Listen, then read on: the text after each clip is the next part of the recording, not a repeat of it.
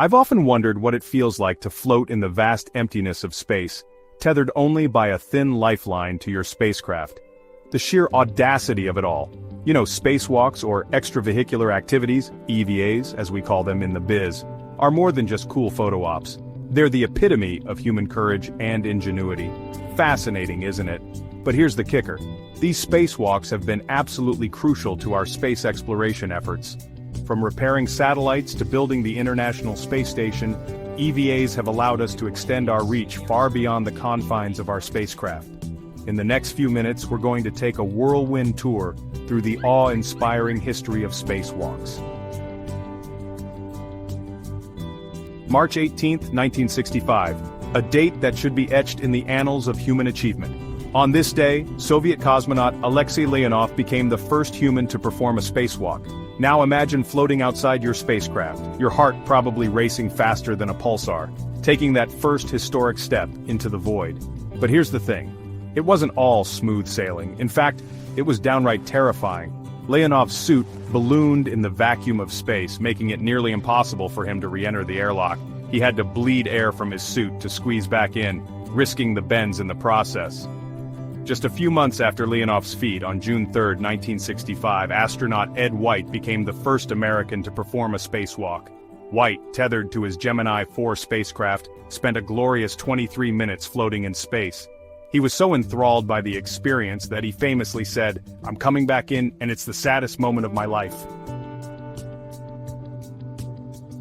Now let's fast forward a bit to 1966. Buzz Aldrin, floating outside the Gemini 12 spacecraft, extends his arm and snaps what might just be the coolest selfie in human history. This spacewalk also introduced the concept of neutral buoyancy training, basically underwater practice sessions that simulated the weightlessness of space.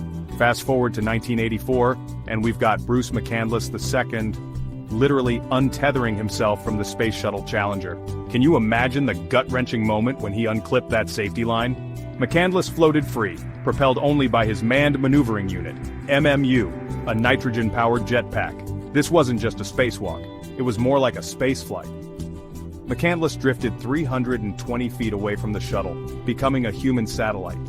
The image of him floating alone against the backdrop of Earth is one of the most iconic in space history. The year is 1998, and we're about to witness one of the most ambitious projects in human history, the assembly of the International Space Station, ISS. Now, building anything in space is like trying to put together IKEA furniture while wearing oven mitts and floating in a pool. But Newman and Ross nailed it, kickstarting a construction project that would continue for over a decade and involve astronauts from multiple countries. Speaking of high-stakes space missions, let's talk about the Hubble Space Telescope. In 1993, this incredible eye in the sky had a bit of a problem. Its primary mirror had a flaw that was causing blurry images. Enter astronauts Catherine Thornton and Tom Akers. These cosmic optometrists embarked on a series of spacewalks to essentially give Hubble the universe's most expensive pair of corrective lenses. The repair mission was a complete success, allowing Hubble to capture the breathtaking images of our universe that we know and love today. Now folks, let's talk about the elephant in the room, or should I say, the water bubble in the helmet. Parmitano was outside the ISS, performing routine maintenance, when suddenly he felt water creeping up his neck and into his helmet. As the water covered his eyes and ears, Parmitano had to navigate back to the airlock essentially blind. It was a stark reminder that in space, even the smallest malfunction can quickly become life-threatening. But here's the thing about near disasters in space. They often lead to crucial improvements. We're on the cusp of a new era in spacewalking thanks to NASA's Artemis program. The goal? To return humans to the moon and eventually send them to Mars. But this time, we're not just planting flags and collecting rocks. We're talking about establishing a permanent presence. And that means a whole new level of EVA. These suits will be more flexible, more durable, and packed with cutting-edge technology. We're not just going back to the moon, we're going back in style. As we wrap up our cosmic journey through the history of spacewalks, I can't help but feel a sense of awe at how far we've come.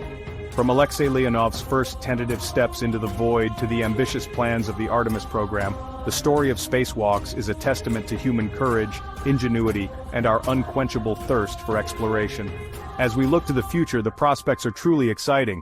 The next generation of spacewalkers will build habitats on the moon, pave the way for human exploration of Mars, and perhaps even enable everyday people to experience the thrill of floating in space.